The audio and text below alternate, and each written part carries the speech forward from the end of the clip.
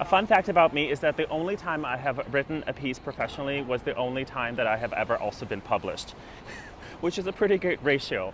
I wrote a piece about Uptown's Argyle Street for the Chicago Neighborhood Guidebook that was published a handful of years ago by Belt Publishing, and over the years, I have occasionally been invited by the editor, Martha Bain, to speak on various panels and events as part of promoting the book.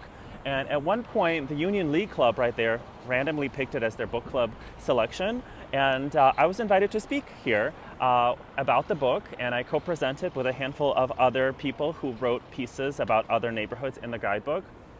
The book is really incredible. It is a collection of short stories, essays really, and some photographs about all the different neighborhoods of Chicago.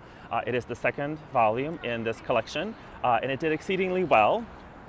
And thanks to that piece, I actually also met a really dear friend of mine who was a journalist who interviewed me about that book, who is an urban planner and someone that everyone really deserves to know, but that's a side story. So I spoke here, and one of the members of the Union League Club actually was so enamored with me, she invited me back over for lunch, and so I had a private audience with this adorable, teeny tiny little old lady who has been going here for decades. And she and I had high tea and lunch, and it was the most delightful, wholesome experience, and I got to hear so many stories from her about Chicago from decades and decades ago, and it's just an experience that I will forever be grateful for.